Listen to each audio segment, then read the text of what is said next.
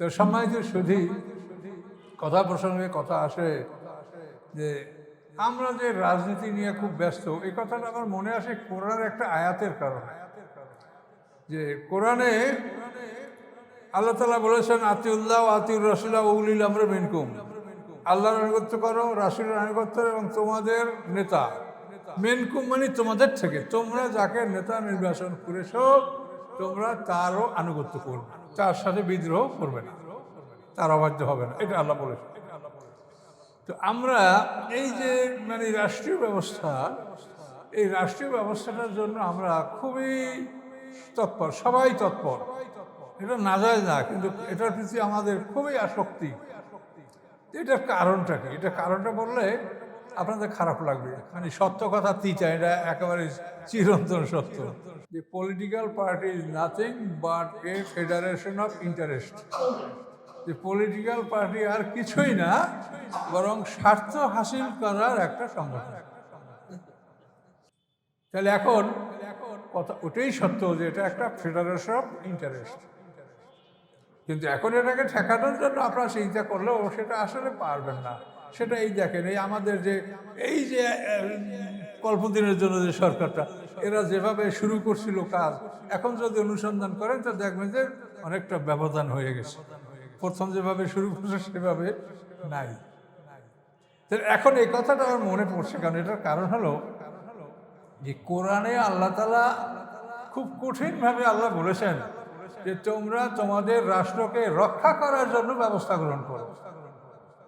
সূরা বাকারার 195 নম্বর আয়াতে আল্লাহ বলছেন, ওয়ানফিকু ফি সাবিলিল্লাহ ওয়ালা তুলকু বিআইদিকুম ইলা তাহলুকা, তোমরা আল্লাহর রাস্তায় সম্পদ ব্যয় করো, নিজেদেরকে ধ্বংসের মধ্যে ফেলে দিও না। আল্লাহ সেই যে কোনো ভালো বন্ধু আছে আমাদের, নেমাল মাওলা নেমাল নাসির। অর্থ কি? নেমাল মাওলা মানে কি? সর্বোত্তম অভিভাবক। নেমান নাসির সর্বোত্তম সাহায্যকারী। তিনি আমাদেরকে বলছেন যে আল্লাহর পথে ব্যয় করো, রাষ্ট্র রক্ষা করার জন্য প্রতিরক্ষা ব্যবস্থা শক্তিশালী করো, নিজেদেরকে নিজেরা ধ্বংস করে দিও না। সূরা বাকারা। আনফালের মধ্যে আল্লাহ বলছেন, ওয়াইদু লাহুম মাসতাতা'তুম মিন কুওয়া, শত্রুর বিরুদ্ধে তোমরা তোমাদের সাধ্য অনুযায়ী শক্তি সঞ্চয় করো। তুরহিবুনা বিআদুব বললে আদুবাকুম, এর দ্বারা তোমরা তোমাদের শত্রু, তোমাদের দুশমন, আল্লাহর দুশমন, তাদেরকে তোমরা ভয় দেখাবে, তাদের অন্তরে ভীতি সঞ্চারিত হবে। আর এরপর এছাড়া আরও শত্রু আছে যাদেরকে তোমরা জানো না, আল্লাহ তাদেরকে জানেন। এই কথাগুলি আল্লাহ তাআলা কোরআনে ডাইরেক্ট পরিষ্কার ভাষায় বলে দিয়েছে। চ্যানেলটি সাবস্ক্রাইব করে আমাদের সঙ্গেই থাকুন। আসসালামু আলাইকুম। সম্মানিত সুধী মণ্ডলী, আমরা সূরা আন-নাহল, মৌমাছি, এই সূরার আমরা ৭৭ নম্বর আয়াত থেকে এখন আলোচনা শুরু করব ইনশাআল্লাহ। আউযু বিল্লাহি মিনাশ শাইতানির রাজীম। বিসমিল্লাহির রহমানির রহিম। ওয়ালিল্লাহি গায়বুস সামাওয়াতি ওয়াল আরদ, আকাশ পৃথিবীর সমস্ত অদৃশ্য বস্তুর মালিক আল্লাহ। আকাশ পৃথিবীর মধ্যে সমস্ত অদৃশ্য এর জ্ঞান একমাত্র আল্লাহর আছে। আমাদেরকে বিশ্বাস করতে বলা হয়েছে, আমরা বিশ্বাস করব। জান্নাত, জাহান্নাম, এই যে আকাশে ফেরেশতা, তো এইভাবে জিন জাতি, যেগুলো আমরা দেখি না কিন্তু এগুলো সত্য। আল্লাহ বলছেন ঈমানের মূল বিষয়গুলো হলো গায়েব। আল্লাযীনা ইউমিনুনা বিল গায়ব, মুমিনের বৈশিষ্ট্য, মুত্তাকিনদের বৈশিষ্ট্য হলো যে তারা গায়েবে বিশ্বাস করবে। তো ঈমানের সব কিছুই গায়েব। আমানতু বিল্লাহি ওয়া মালাইকাতিহি ওয়া কুতুবিহি ওয়া রুসুলিহি ওয়াল কদরি খাইরি ওয়া শাররি মিনাল্লাহি তাআলা ওয়াল বা'সি বা'দাল মাউত। ঈমানে মুফাসসালে যে কথাগুলো বলা হয়েছে এগুলো সবই গায়েব, কোনোটাই আমরা দেখতে পাই না। তো এগুলো একটু কঠিন জিনিস। আপনি বলবেন যে আমানতু বিল্লাহি, আল্লাহ গায়েব, এটা তো আল্লাহ গায়েব আমরা দেখতে পাচ্ছি না, কিন্তু তার কুদরত তমাম পৃথিবীতে বিরাজ করছে, এর মাধ্যমে আমরা বুঝতে পারছি যে আল্লাহ আছেন। মালাইকাতি আল্লাহর ফেরেশতা আছে, এটা আমরা বিশ্বাস করি, কিন্তু আমরা এটা দেখি না, দেখার কোনো ক্ষমতা আমাদের নাই। তো কুতুবি, তার সমস্ত কেতাবগুলি, এই কেতাবগুলি কিভাবে গায়েব হয়? তো আমাদের সামনে কেতাব, কিন্তু এটা আসলে গায়েব। এটা গায়েব কেমনে? এই কেতাবটা আপনি যদি বলেন আল্লাহর বাণী, তখন এটা গায়েব। আর যদি বলেন যে রাসূল যে কেতাব পাঠ করেছে, আপনি যদি বলেন এটা রাসূলের কথা, তাহলে এটা হাজির। আর যদি বলেন আল্লাহর কথা, তাহলে এটা গায়েব। আল্লাহর কথা এটা আপনি বিশ্বাস করা ছাড়া আপনার কি আছে প্রমাণ যেটা আল্লাহর কথা? বিশ্বাস করতে হবে যেটা কথাগুলি আল্লাহ, এগুলি মানুষ বলতে পারে না। চ্যালেঞ্জ করা হয়েছে যে তোমরা যদি মনে করো যে কোরআন আল্লাহ ছাড়া অন্য কোনো দিক থেকে এসেছে বা মোহাম্মদ সাল্লাল্লাহু আলাইহি ওয়াসাল্লাম রচনা করেছে, তাহলে তোমরা কোরআনের মতো একখানা কোরআন রচনা করো। পারলো না। এরপর আল্লাহ বলেন যে 10টা সূরা রচনা করো, তাও পারলো না। তারপর আল্লাহ বলেন ছোট্ট একটা সূরা, কাউসারের মতো একটা সূরা তোমরা রচনা করো। এটাও যখন পারলো না, তখন আল্লাহ তাদেরকে ধমক দিলেন, ফাইল্লাম তাফালু ওয়ালান তাফালু, যখন তোমরা পারলে না এবং পারবেও না, ফাত্তাকুন নার আল্লাতী ওয়াকুদুহা আন-নাস ওয়াল হিজারা, তোমরা ওই আগুনকে ভয় করো যে আগুনের জ্বালানি মানুষ এবং পাথর, এর দ্বারা সে আগুনটা জ্বালিয়ে রাখা হবে। তাহলে দেখেন যে ঈমানের বিষয়গুলি সবই গায়েব। আল্লাহ গায়েব, কিতাব গায়েব, এই জন্য যে এই কিতাব আল্লাহর কিতাব। যদি বলি এই কিতাব হাজির, তাহলে বললাম এটা মুহাম্মদ সাল্লাল্লাহু আলাইহি ওয়াসাল্লাম বলছে, এবং কাতেবে ওহী যারা তারা লিখছে তো মুহাম্মদ সাল্লাল্লাহু আলাইহি ওয়াসাল্লামের কথা, যেটা বেঈমানরা বলে। আর আমরা বলি আল্লাহর কালাম, যেহেতু যদি এটা মানুষের হয়, তো তোমরাও তো মানুষ। শুধু মানুষ না, জিন ইনসান দুইটা জাতিকে লক্ষ্য করে আল্লাহ বলছেন, কুল লাইন ইসতামাআতিল জিন্নু ওয়াল ইনসু, আল্লাহ বলেন আপনি বলেন যদি জিন এবং ইনসান সবাই একত্রিত হয়, আল্লাহ ইয়াতু বিমিসলি হাযাল কোরআন, যে এই কোরআনের মতো করে একটা কোরআন রচনা করবে, লা ইয়াতুনা বিমিসলিহি, তারা কোরআনের মতো কোরআন রচনা করতে পারবে না। আল্লাহ কানা বাযুহুম লিবাযিন যাহিরা, যদি তারা একে অপরের সাহায্যকারী হয়। চ্যালেঞ্জ, 10টা সূরা পারবে না, কাউসার তাও পারলে না, তাহলে কোরআন আল্লাহর বাণী। সেই আল্লাহর বাণী এটা কিন্তু আমরা প্রমাণ করতে পারবো না, এটা গায়েবী বিশ্বাস আমাদের জন্য ফরজ, এবং আমাদের জ্ঞান এটাকে সমর্থন করে যেটা আল্লাহর বাণী। যদি মুহাম্মদ সাল্লাল্লাহু আলাইহি ওয়াসাল্লামেরই হয়, সে তো উম্মি মানুষ, তোমরা তো তার সেই তারা শিক্ষিত লোক আছো, তোমাদের মধ্যে বড় বড় কবি সাহিত্যিক কত কিছু আছে, তোমরা সবাই মিলে করো, যেমন তোমরা পারো না, তাহলে এই কথা আল্লাহ। তো এই কোরআন যে আল্লাহর বাণী, এইটা গায়েব।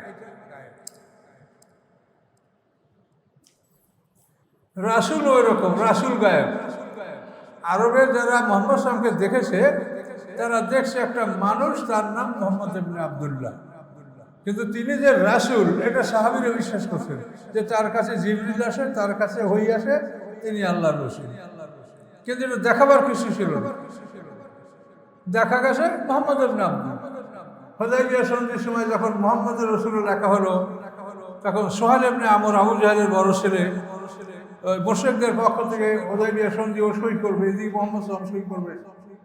তো ও তখন আপত্তি করলো যে মুহাম্মদ যদি আল্লাহর রাসূল হয়, এই কথা যদি আমরা মানি, তাহলে তার বিরুদ্ধে আমরা যুদ্ধ করবো কেন? সে আল্লাহর রাসূল, এটা আমরা মানি না। তাহলে আল্লাহ যে রাসূল তিনি, এটা গায়েবী বিশ্বাস। সাহাবীরা গায়েবী বিশ্বাস করেছেন যে তার কাছে ওহী আসে, আল্লাহর পক্ষ থেকে ফেরেশতা জিবরিল আমিন আসে, তিনি নিজে এটা রচনা করতে পারেন নাই। ওয়াল ইয়াউমিল আখিরে, পরকাল গায়েব।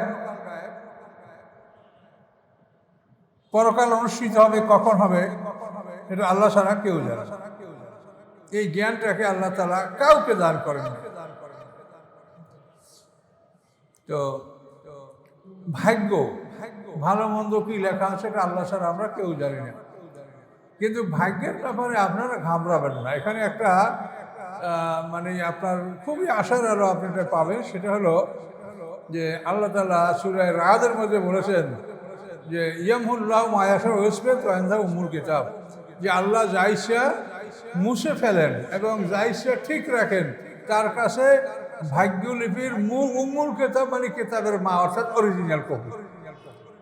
আমাদের যে তকদির আল্লাহ লিখেছেন এর অরিজিনাল কপিটা আল্লাহর হাতেই, এটা কাউকে দেন না। শুধু 1 বছরের বিষয়টা কদরের রাতে ফেরেশতাদের কাছে হস্তান্তর করা হয়, কিন্তু সারা জীবনের আপনার ভাগ্যলিপি যেটা আল্লাহর কাছে জমা থাকে। এবং আপনি যদি মেহনত পরিশ্রম করেন তাহলে আপনার ভাগ্যলিপিটা আল্লাহ তাআলা সংশোধন করে দিতে পারবেন। আল্লাহর কাছে কোনো জিনিস এমন না যে এটা আল্লাহকে এই আইন মানতেই হবে। আল্লাহর জন্য কোনো আইন মানা ফরজ নয়, তিনি যা ইচ্ছা তা করতে পারেন, কিন্তু তিনি মহাজ্ঞানী, মহাজ্ঞানী, মহাদয়ালু, তিনি আমাদের দয়া করবেন, এটাই ঠিক। সৃষ্টির বয়ে তিনি দয়ালু। তাহলে এখন এখানে আল্লাহ বলেন আকাশ পৃথিবীর সমস্ত অদৃশ্য বস্তু এর মালিক আল্লাহ, এর জ্ঞান আল্লাহর কাছে। আমরুস সাত, এবং কিয়ামতের আদেশ ইল্লাকা লামহেল বাসার, চোখের পলকের মতো। চোখে পলক দিতে কতটুকু সময় লাগে, কিয়ামতের বিষয়টা ওই রকম। আহুয়া আকরাব, অথবা তার সাথে আরো নিকটতম। চোখের পলক দিতে যে সময় লাগে তার সাথে আরো নিকটতম, আরো অল্প সময়ের মধ্যে এটা সংঘটিত হবে। কিন্তু সেটা আল্লাহ তাআলা সময়টাকে গায়েব রেখেছে। এই সময়টা আল্লাহ কারো কাছে প্রকাশ করবেন না। আল্লাহ রসুল যখন মেরাজে গেছেন তখন তিনি দেখেছেন যে ইসরাফিল আলাইহিস সালাম ফেরেশতা সিংহামুখী নিয়ে দাঁড়িয়ে আছে, বিশাল ফেরেশতা। আল্লাহ রসুল তাকে সালাম দিলেন, বুঝতে পারলেন যে এই লোক ইসরাফিল। উনি সালামের জবাব দিচ্ছেন না, একবার, দুইবার, তৃতীয়বার সালামের জবাব ইসরাফিল দিলেন এবং বললেন, ইয়া রাসূলুল্লাহ, আমাকে আপনি ক্ষমা করেন, আপনার জন্মের খবরটা শুনেই আমি এই সিংহাটা মুখে নিয়েছি। যে আপনি জন্মেছেন এইটা তো আর কিয়ামত আর কয়দিন, এই আপনার সময়টা পার হলেই কিয়ামত। কাজে আমি এই সিংহা মুখে নিয়ে রেডি ছি। তো রেডি হয়েছি কেন? এই যে দেখেন যে কিয়ামতের আদেশ, আমরুস সাআ মানে কিয়ামত সংগঠিত হওয়ার যে আদেশ, কাল্লামহেল বাসার, চোখের পলকের মধ্যে। চোখের পলকের মধ্যে আদেশ দেয়। সিংহা যদি নিচে থাকে বা অন্য জায়গায় থাকে, উত্তুলিয়া মুখে নিচে, তো সময় বেশি লেগে যাবে, তাহলে তো আর চোখের পলকে কাজটা করা যাবে না। এই জন্য ইসরাফিল ওটা মুখে নিয়ে দাঁড়িয়ে আসে যে আল্লাহর আদেশ পাওয়ার সাথে সাথে যেন আমি এটা বাস্তবায়িত করতে পারি। এ কোরআন আয়াত দেখেন, আয়াতের সাথে কথার মিল আছে। কাল্লামহেল বাসার আউ আকরাব, অথবা তার সাথে আরো নিকটতম সময়ের মধ্যে, আরো অল্প সময়ের মধ্যে কিয়ামতের আদেশ আল্লাহ দান করবেন। ইন্নাল্লাহ আলা কুল্লি শাইইন কাদির, নিশ্চয়ই আল্লাহ তাআলা সব কিছুর উপরে ক্ষমতাবান, সব কিছুর উপরে তিনি ক্ষমতা রাখেন।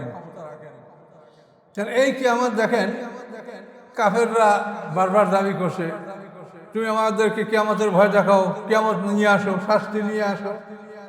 এরকম বলার পরে বহু জাতির উপরে তো শাস্তি আসছে, কিন্তু তারপরও আমাদের সতর্ক হতে হবে যে এই কিয়ামত অবশ্যই আসবে, এতে কোনো সন্দেহ নাই। সেদিন প্রথম সিংহার ফুৎকার 40 বছর থাকবে, তারপরে মাঝখানে 40 বছর বিরতি থাকবে, তারপর দ্বিতীয় সিংহার ফুৎকার হবে। এই 120 বছরের পৃথিবীর ধ্বংস এবং পুনরায় সৃষ্টি, এটা হয়ে যাবে ইনশাআল্লাহ। এটা আল্লাহর প্রতিশ্রুতি।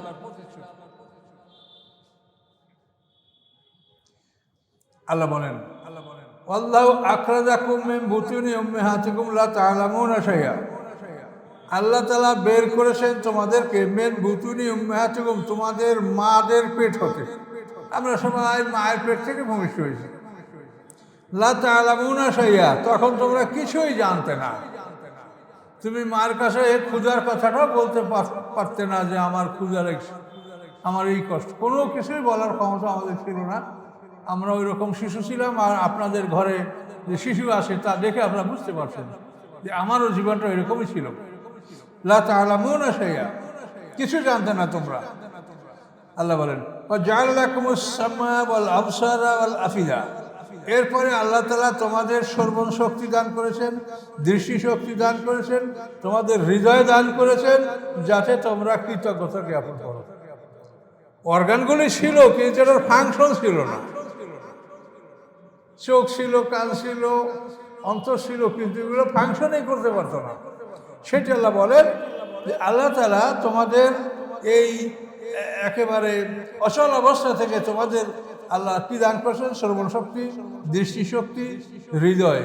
লাআল্লাকুম তাশকুরুন, যাতে তোমরা কৃতজ্ঞতা জ্ঞাপন করতে পারো। এগুলি নিয়ামত আল্লাহ দান করছে, এবং আমাদের হাত, পা, চোখ, কান, আমাদের অঙ্গ প্রত্যঙ্গগুলি, এগুলি আল্লাহর দান, এবং এগুলি আমরা আল্লাহর কাছে বিক্রি করেছি। সূরা তাওবার 111 নম্বরে কি বলেছেন আল্লাহ? যে আমি মুমিনদের জানমাল জান্নাতের বিনিময়ে খরিদ করেছি। তাহলে আমার হাতের মালিক কি আমি না আল্লাহ? তাহলে এই হাত দ্বারা কি আল্লাহর ঈশ্বর বাইরে কিছু করা যাবে? চোখের মালিক কি আমি না আল্লাহ? কানের মালিক কি আমি না আল্লাহ? আমার অন্তরের মালিক কি আমি না আল্লাহ? সব কিছুর মালিক তিনি, তার কাছে এটা বিক্রি করা। কাজে এটা আপনি সাধারণ দেখবেন বাজারে যাইয়া এক দোকানদারের কাছে যে মাল আসে তার মধ্যে একটা মাল পছন্দ হয়েছে, সেটা এই পাশে রাখা। আমি বললাম ভাই এইটা আমি নেব, না না ভাই এটা বিক্রি হয়ে গেছে, আপনি এগুলোর থেকে একটা নেন। কি দেখেন একজন দোকানদারও সে আমানত রক্ষা করে যে এটা বিক্রি হয়ে গেছে, আপনি অন্য একটা নেন। এই অঙ্গ প্রত্যঙ্গ যখন আমরা আল্লাহর কাছে বিক্রি করে দিয়েছি, তখন এগুলি দ্বারা কোনো অন্যায় করার ইখতিয়ার আমাদের আছে? কাজে এর নাম হলো ঈমান। আসলে কি আমাদের ঈমান আছে? পৃথিবীর মানুষের আচার আচরণ চলাফেরা দেখলে কখনো কোরআন থেকে আপনি যে আল্লাহ বলেছেন যেভাবে কোনো মানুষের মধ্যে ঈমান আছে এটা প্রমাণ হয় না।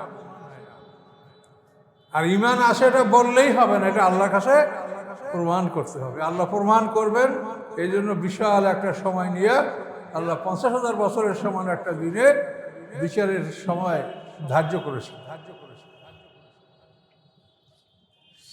এরপরে আল্লাহর কুদরত সম্পর্কে বলছে, আলাম ইয়ারাও ইলাত তয়রে, তারা কি দেখে না পাখির প্রতি? পাখিগুলি যে ওরে, এগুলা বলছেন আল্লাহ, তারা কি দেখে না পাখিগুলির প্রতি? মুসাক্কারাতিন ফি জারবিস সামা, যেগুলি ঝুলন্ত অবস্থায় আছে, শূন্যে বিচরণ করছে, জারবিস সামা, আকাশের খোলা জায়গায়। জারবুন মানে উন্মুক্ত জায়গা, ফাঁকা জায়গা, খোলা জায়গা। আল্লাহ বলেন তারা কি পাখিগুলিকে দেখে না যেগুলি সাসপেন্ডেড, ঝুলন্ত অবস্থায় আকাশের উন্মুক্ত জায়গায়? মায়ুম সুকুন ইল্লাল্লাহ, আল্লাহ ছাড়া কেউ তাদেরকে শূন্যের উপরে ধরে রাখে না। তারা যে শূন্যের উপরে থাকছে সেটা আল্লাহই তাদেরকে ধরে রেখেছে।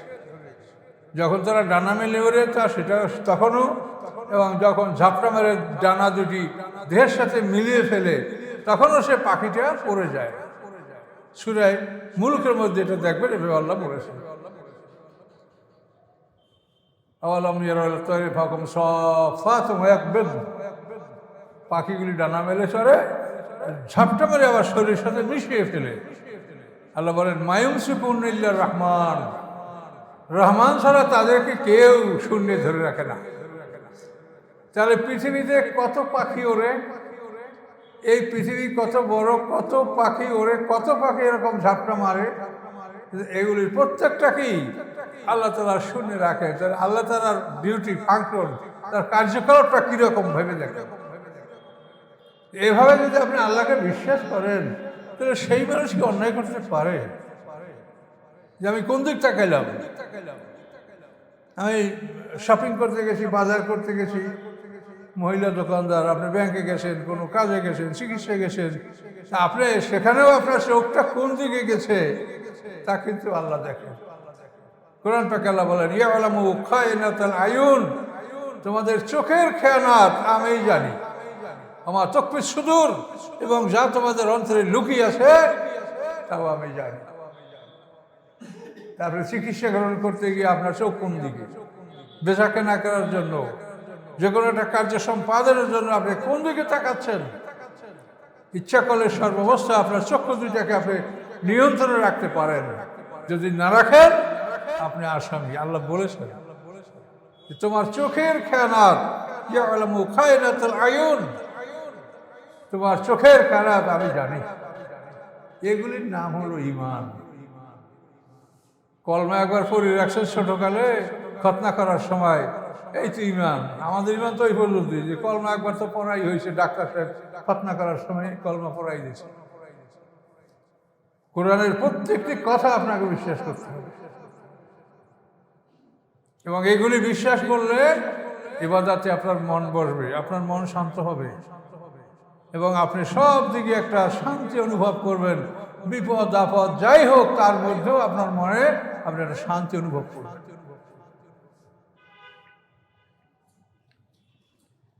ইন্না ফি যালিকা লাআয়াতান লিকাওমিন ইউমিনুন, নিশ্চয়ের মধ্যে রয়েছে নিদর্শন ওই জাতির জন্য যারা বিশ্বাসী, যারা ঈমানদার।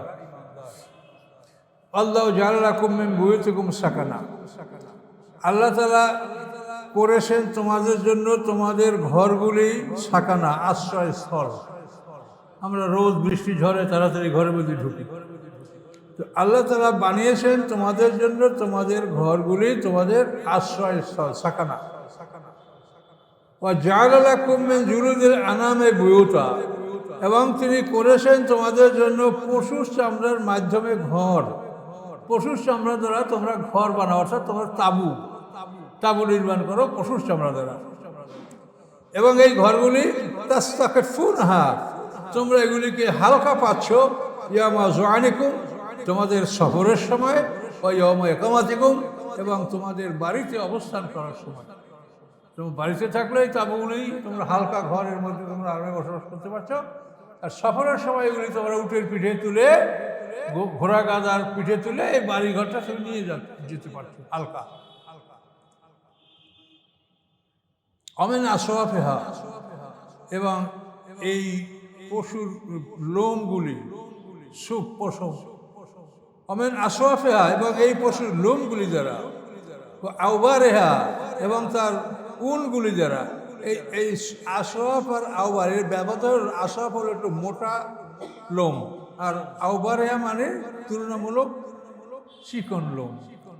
আশারেহা এটা মানে কেশর, যেমন ঘোড়ার কাঁধে যে কেশর থাকে এইটা হচ্ছে আশারেহা। তিনটা শব্দ একই রকম প্রায়। তো আসওয়াফেহা মানে পশম, এবং আওবারেহা মানে নরম পশম উন, ও আশারেহা এবং তার কেশর, ঘোড়া ল্যাস এইগুলিতে যে আরো মোটা মোটা, এগুলিকে আশার বলা হয়। এই তিনটা জিনিস, এগুলি দিয়ে কি হয়?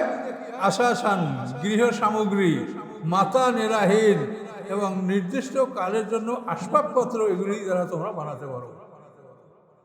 জামা কাপড়, লেপ তোষক ইত্যাদি বিভিন্ন জিনিস। আশাসা মানে গৃহ সামগ্রী, আর মাতা নেরাহীন, এবং তোমাদের জন্য মাতান জীবন উপকরণ, এলাহির একটা নির্ধারিত সময় পর্যন্ত এগুলি দ্বারা তোমরা করতে পারছো, এই পশুগুলির দ্বারা। এগুলি তো আমাদের দেশে এই পশুতে হয় না, আর আমাদের দেশে পশুপালন আমার দেশে নাই। যে দেশে পশুপালন আছে সে জায়গায় একই লোকের হাজার হাজার লাখ লাখ পশু, ভেড়া, এমন এমন পশু আছে যেগুলি মানে লোম হইলে লোম না কাটলে এরা চোখে দেখে না, চলাফেরাও করতে পারে না। এরকম লোমওয়ালা পশু আল্লাহ পৃথিবী সৃষ্টি করে গেছে, তার দ্বারা আমাদের গরম পোশাকগুলি হয়।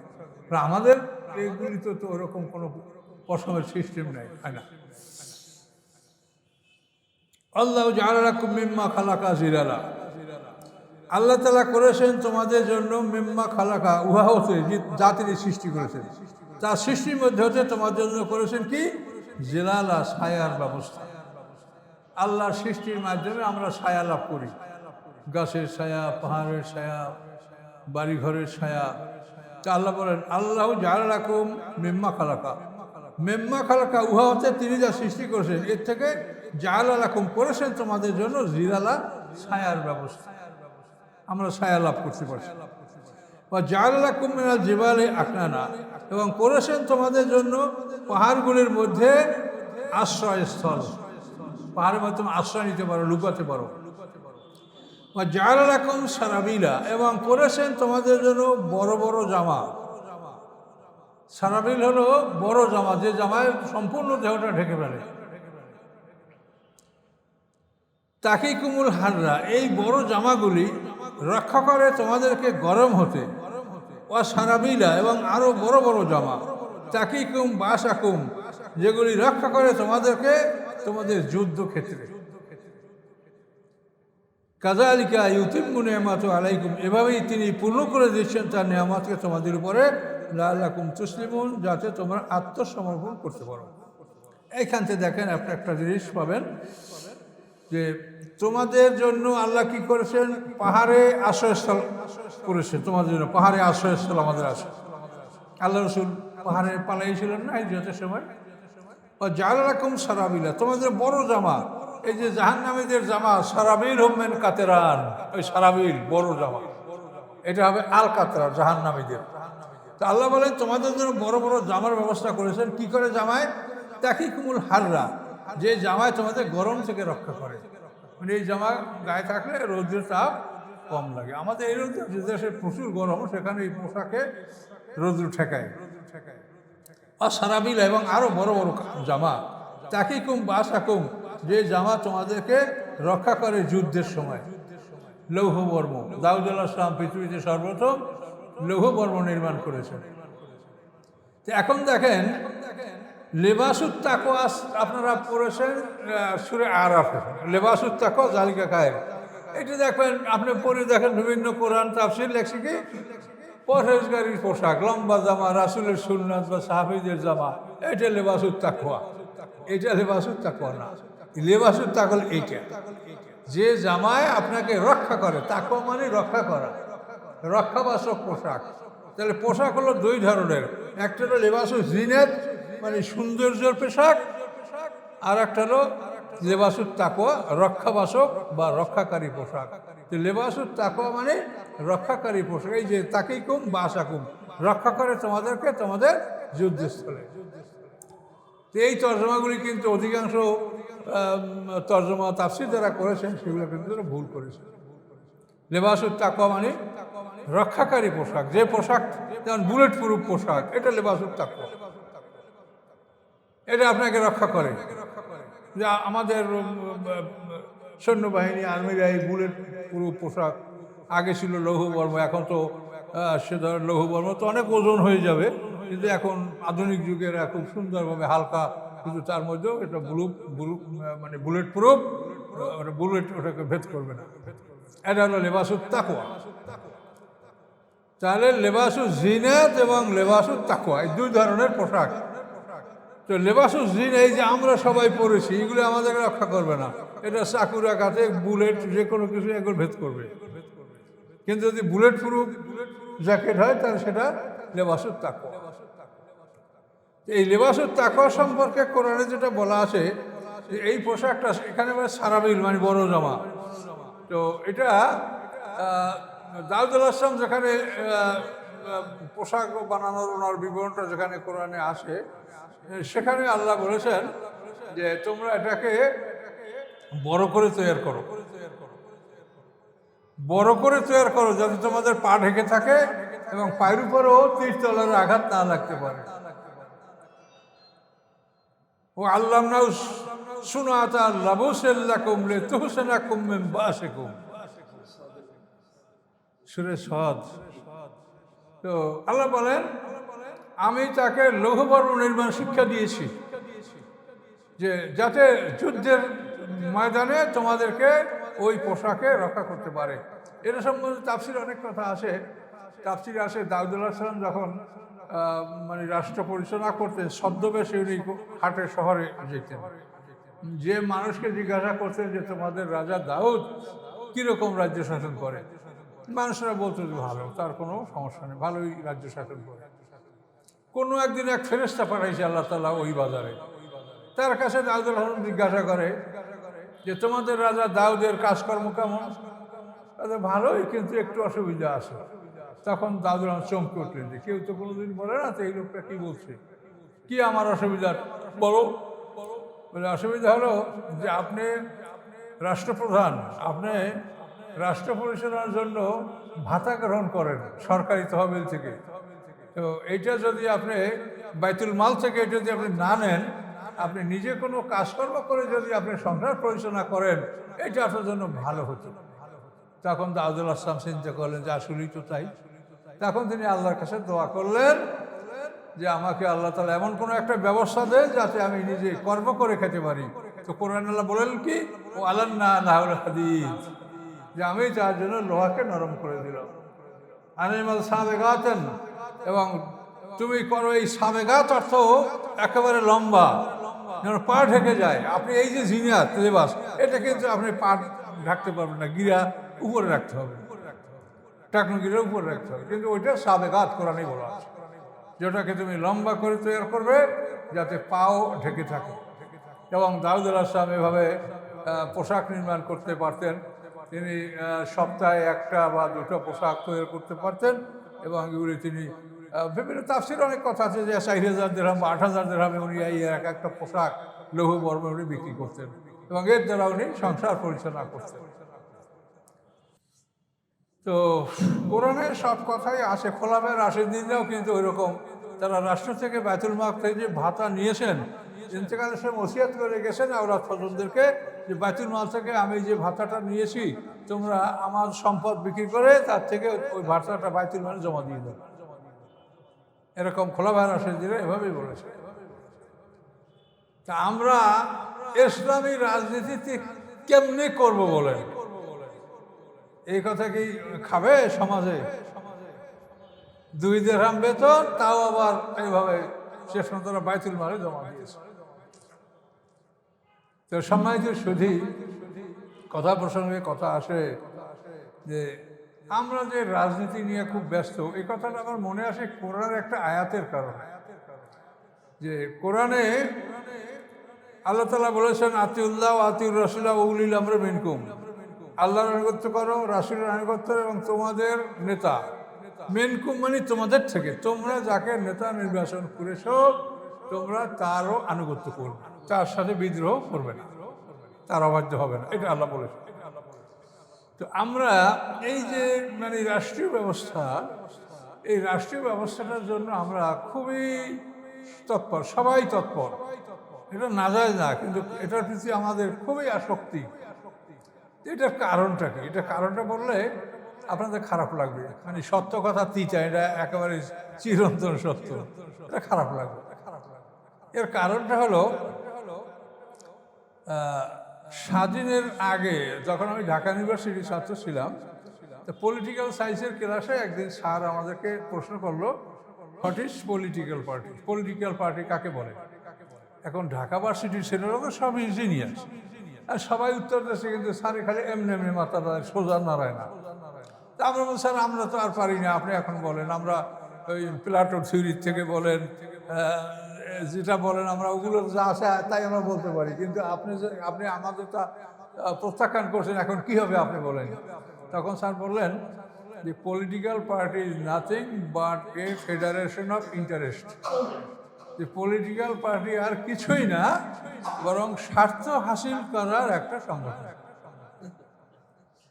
এটা এই বাংলাদেশ সৃষ্টি করার আগে ঢাকা বিশ্ববিদ্যালয়ের প্রফেসর, পলিটিক্যাল সায়েন্সের প্রফেসর আমাদেরকে বলছে। আমি কথাটা আমার মনে আছে, আমি ভুলে যাইনি, আল্লাহ মনে রেখেছেন। তাহলে এখন এই যে ইন্টারেস্ট, এই ইন্টারেস্টের জন্য কিন্তু রাজনীতির জন্য আমরা হন্যে হইয়া এই যে দিন রাত্রি চিকরা চিকরি, আমাদের ঘুম হারাম, বিশ্রাম হারাম, 1 বছর 1.5 বছর আগের থেকে আমরা সরগোল শুরু করে দিচ্ছি। কিসের জন্য? এটা ওই প্রফেসররা বলছে ওইটাই সত্য, যে ফেডারেশন অফ ইন্টারেস্ট, যে এখানে এমন মজা, মানে ন্যায়সঙ্গতভাবে আপনাদের যে সুবিধা দেওয়া হয়েছে সেটাও চরম সুবিধা। এরপরে তো অন্যায়ভাবে আপনি হাজার হাজার কোটি টাকা লুটতাস করতে পারতেছেন। এই সুবিধার জন্য হলো political party. Political party is nothing but A federation of interest. Doctor Yunus বলছিলেন যে রাজনীতির মধ্যে যদি আত্মসাৎ করা এগুলি যদি না থাকতো তাহলে পলিটিক্স কেউ করতো না। কি আছে এর মধ্যে যে আপনি এত মরিয়া হয়ে এটার পিছনে দেখছেন? তাহলে এই কথা ওইটাই ঠিক, যে এখানে যে মজা, এইরকম মজা পৃথিবীর আর কোথাও নাই। চাকরি বলেন, বাকরি বলেন, এইরকম মজা কোথাও নাই। আর এই সম্পদ যেটা লুটতরাজ, সম্পদটা কিন্তু জনগণের।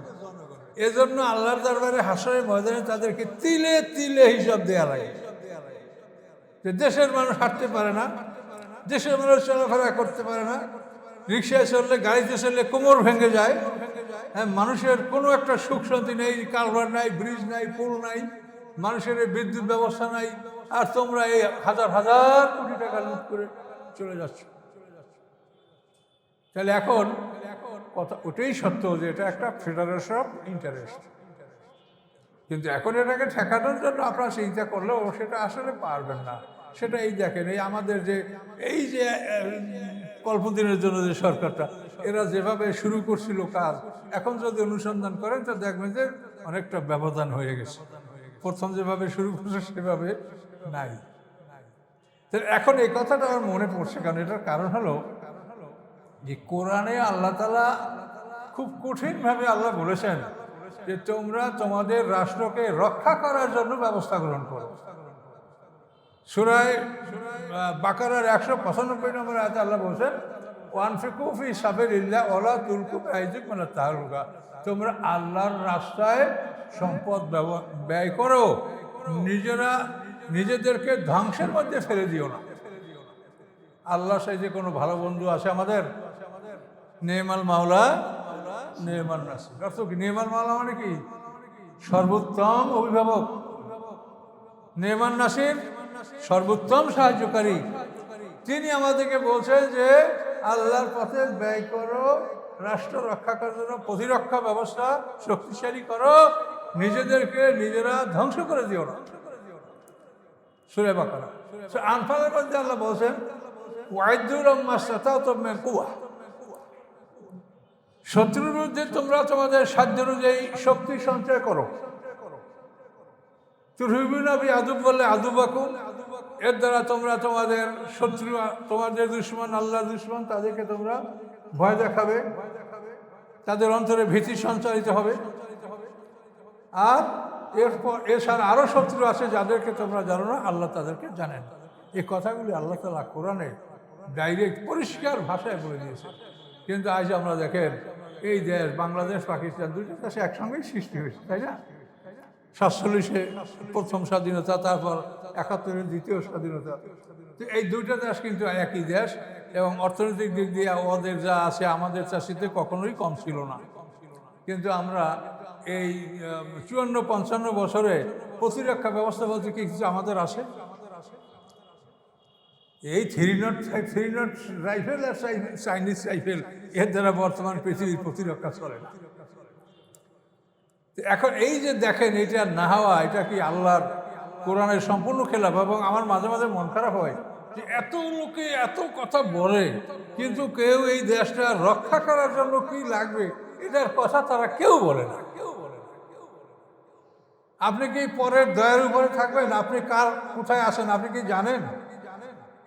যাদেরকে আল্লাহ বলছেন যে মুসলমানদের 1 নম্বর শত্রু ইহুদি এবং মুশরিক, এর মানে এই না যে আমরা আমাদের প্রতিবেশীর সাথে শত্রুতা করব। আল্লাহ যেটা বলছে সেটা আমরা বলছি।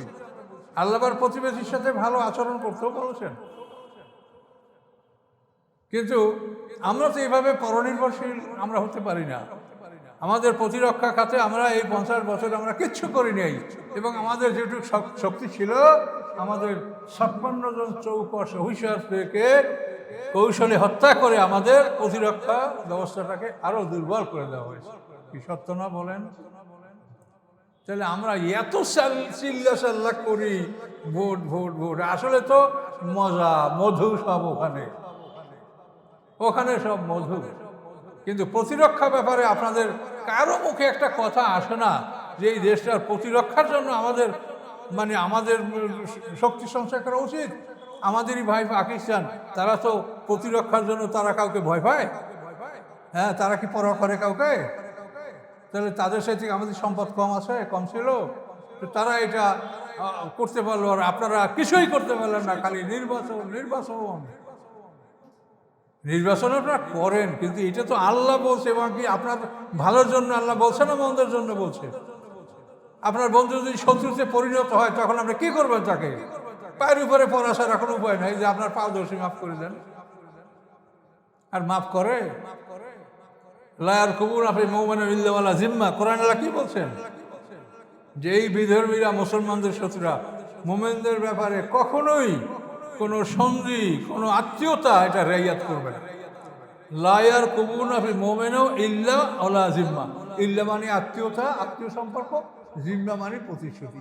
যদি তোমাদের কাবু পায় তারা, এই আসকাফুকুম ইয়াকুনু লাকুম আদা, কাবু পাইলেই তোমাদের দুশমনে পরিণত হবে। ইউযুনাকুম বিআফওয়াহিহিম, তারা তোমাদেরকে খুশি রাখে তাদের মুখের সাহায্যে, ওয়া তাবা কুলুবহুম, তাদের অন্তর তোমাদেরকে ঘৃণা করে। এই সব কথাগুলি আল্লাহ কোরআনে বলে দেওয়ার পরে এই দিকে আপনাদের কোনো নজর নাই, কেউ বলে না। এই জন্য আমার অন্তরটা জ্বালা। আমি তো জানেন যে আমি কোনো রাজনৈতিক দলের সাথে আমি সম্পৃক্ত না। আমি শুধু একটাই চাচ্ছি যে কোরআনের কথাগুলি মানুষকে পৌঁছে দিই। তো কোরআনে তো সব কথাই আছে। আপনারা রাজনীতি করেন, মনে করেন আপনাকে বইতে আছে, কোরআনে নাই। কোরআনে আরো সুন্দর করে আছে এগুলি। তো এই জন্য এটা আপনারা, আমরা সবাই দেশের নাগরিক, সবারই দায়িত্ব কর্তব্য আছে। সেই হিসেবে আমি কথাটা স্মরণ করে দিলাম যে আপনারা এই বিষয়টা সম্পর্কে আপনারা নীরব, আপনাদের বেইজ্জত হইতে হবে, আপনাদের ইজ্জত থাকবে না। আপনি নিজেকে রক্ষা করার কোনো ব্যবস্থা গ্রহণ করছেন না, আপনার তো ইজ্জত থাকবে না, বেইজ্জতের মৌত হবে। কাজে এই জন্য এসব বিষয় সতর্ক হওয়া দরকার এবং কোরআন থেকে সব কথা বলার চেষ্টা করা দরকার।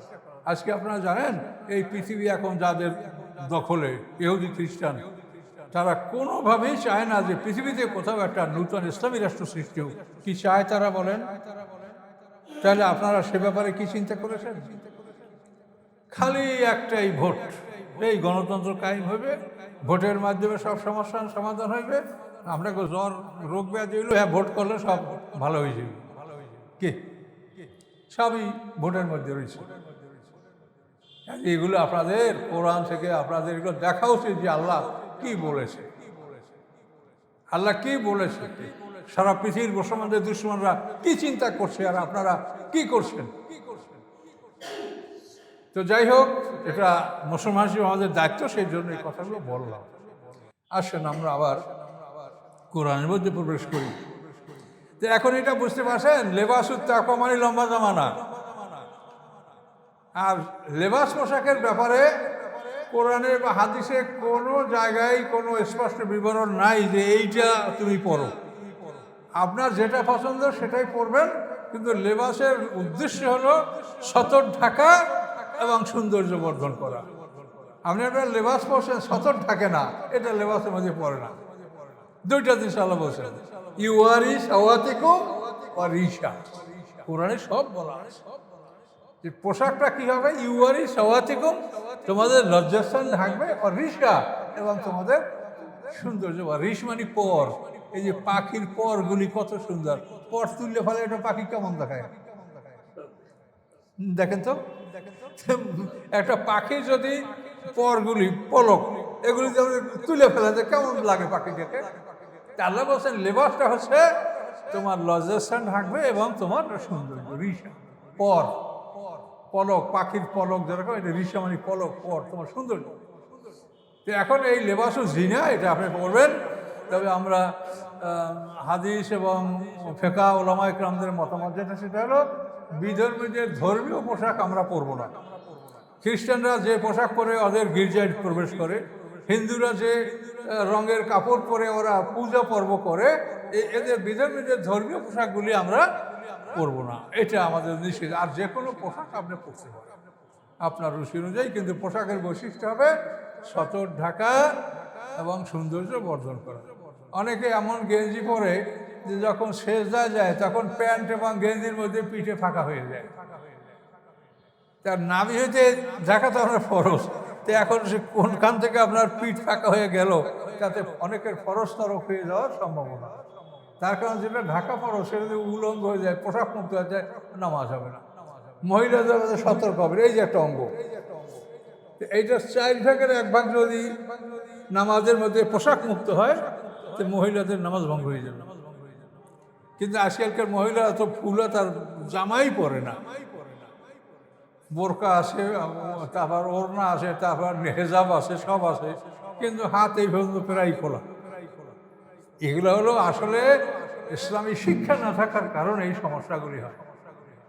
কাজে আপনারা পারিবারিকভাবে এগুলি পর্যবেক্ষণ করবেন, দেখাশোনা করবেন, এবং এই যারা গেঞ্জি প্যান্ট পরে তাদের ব্যাপারেও আপনারা বন্ধুত্বসুলভভাবে তাদেরকে বুঝিয়ে বলবেন। যারা গেঞ্জি পরে গেঞ্জির পিঠে লেখা থাকে তাদেরকেও আপনারা সময় পাইলে একটু কাছে ডেকে বলবেন যে তুমি এই পিঠে লেখা গেঞ্জি, এটা তুমি নামাজ পড়তে দাঁড়াচ্ছ, তোমার পিছে মুসল্লি আছে, তারা তো নামাজ পড়বে না, তোমার গেঞ্জির লেখা পড়বে। এটা মনে আইসেই যাবে যে এটা কি লাগছে একটু করে দিন মনে মনে। কাজে এইসব ব্যাপার আপনার সতর্ক হতে হবে। পোশাকের ব্যাপারে নারীদের ব্যাপারে খুবই কড়াকড়ি আইন, যেটা কোরআনেই বলা আছে। তো পুরুষদের ব্যাপারে শুধু নাভি থেকে হাঁটু পর্যন্ত ঢাকা ফরজ, এর কড়াকড়ি আইন নেই। এরপর যে পোশাকগুলি আপনি পরেন অতিরিক্ত, এগুলি সুন্নাত। সারাবিলা তাকিকুম বাসাকুম কাযালিকা ইউতিম্মু নি'মাতাহু আলাইকুম, এভাবেই আল্লাহ তাআলা তার নিয়ামত তোমাদের উপরে পরিপূর্ণ করে দিয়েছেন। লাআল্লাকুম তুসলিমুন, যাতে তোমরা আত্মসমর্পণ করো। ফাইন তাওয়াল্লাউ, যদি তোমরা ফিরে যাও, আত্মসমর্পণ যদি না করো, ফাইন্নামা আলাইকাল বালাগুল মুবিন, নিশ্চয়ই হে রাসূল আপনার কর্তব্য হলো স্পষ্ট প্রচার করে দেওয়া। আপনি স্পষ্ট বলে দেবেন এইটি যথেষ্ট। হেদায়েত কেউ গ্রহণ করলো কি করলো না তা আমি আপনাকে জিজ্ঞাসা করবো না, সেটা আমি দেখবো। আল্লাহ বলছে ইয়ারিফুনা নি'মাতাল্লাহি সুম্মা ইনকিরুনাহা ওয়া আকসারুহুমুল কাফিরুন, তারা আল্লাহর নিয়ামতকে চিনলো, চেনার পরে সেই নিয়ামতকে তারা অস্বীকার করলো, তাদের অধিকাংশই হলো কাফের, অবিশ্বাসী। মুহাম্মদ সাল্লাল্লাহু আলাইহি কথা বলা হয়। তারা নিয়ামতকে চিনলো। আবু জাহেল আল্লাহ রাসূলের সবচেয়ে বড় দুশমন ছিল। এই আবু জাহেল এবং ওলীদ ইবনে মুগীরা কাবাগর তপ করছে। তখন আবু জাহেল ওলীদকে বলে, ওলীদ আবু জাহেলের একই বংশের লোক, আব্দেদার বংশের লোক। তো আবু জাহেল বলে মুহাম্মদ সাল্লাল্লাহু আলাইহি ওয়াসাল্লাম সত্য। তখন ওলীদ বলে মাহ, মাহ মানে বাদ দে, ও মোসামতো ছাড়া দে, ওটা বলে কিছু বলিস না, মাহ। তখন আবু জাহেল রাগ করে বলে আল্লাহে ইন্নী লা আ'লামু আন্নাহু লা সাদেক। শাফাতুত তাফাসিরে ঠিক এই ভাষাটা দেয়া আছে। তখন আবু জাহেল বলল আল্লাহর কসম, নিশ্চয়ই নিশ্চয়ই নিশ্চয়ই নিশ্চয়ই মুহাম্মদ সাল্লাল্লাহু আলাইহি ওয়াসাল্লাম সত্যবাদী। আল্লাহে ইন্নী লা আ'লামু আন্নাহু লা সাদেক, কয়বার? আল্লাহর কসম, নিশ্চয়ই নিশ্চয়ই নিশ্চয়ই নিশ্চয়ই মুহাম্মদ সাল্লাল্লাহু আলাইহি ওয়াসাল্লাম সত্যবাদী। তাহলে এখন এত বড় দুশমন, সেও জানে যে মুহাম্মদ সাল্লাল্লাহু আলাইহি ওয়াসাল্লাম সত্যবাদী, সে রাসূল, তাতে কোনো সন্দেহ নেই। সেই কথা আল্লাহ বলেন ইয়ারিফুনা নি'মাতাল্লাহি, তারা আল্লাহর নিয়ামতকে চিনলো, সুম্মা ইনকিরুনহা, তারপর তারা সেই নিয়ামতকে অস্বীকার করলো, গ্রহণ করলো না। জিদ বশত। ওয়া আকসারুহুমুল কাফিরুন, এবং তাদের অধিকাংশ কি কাফের বা অবিশ্বাসী। এখন তুই থাক, রুকু 83 নম্বর। আস্তাগফিরুল্লাহাল্লাযী লা ইলাহা ইল্লা হুয়াল হাইয়ুল কাইয়্যুম ওয়া আতুবু ইলাইহি, লা হাওলা ওয়া লা কুওয়াতা ইল্লা বিল্লাহিল আলিয়্যিল আযীম। আল্লাহুম্মা সাল্লি আলা মুহাম্মাদিন ওয়া আলা আলি মুহাম্মাদিন কামা সাল্লাইতা আলা ইব্রাহিম ওয়া আলা আলি ইব্রাহিম ইন্নাকা হামিদুম মাজিদ। আল্লাহুম্মা বারিক আলা মুহাম্মাদিন ওয়া আলা আলি মুহাম্মাদিন কামা বারাকতা আলা ইব্রাহিম ওয়া আলা আলি ইব্রাহিম ইন্নাকা হামিদুম মাজিদ। আল্লাহুম্মা আমিন। ربنا آتنا في الدنيا حسنة وفي الآخرة حسنة وقنا عذاب النار. ربنا لا تزغ قلوبنا بعد إذ هديتنا وهب لنا من لدنك رحمة إنك أنت الوهاب. ربنا عليك توكلنا وإليك أنبنا وإليك المصير. ربنا لا تجعلنا فتنة للذين كفروا واغفر لنا ربنا إنك أنت العزيز الحكيم. سبحان ربك رب العزة عما يصفون، سلام على المرسلين، الحمد لله رب العالمين. السلام.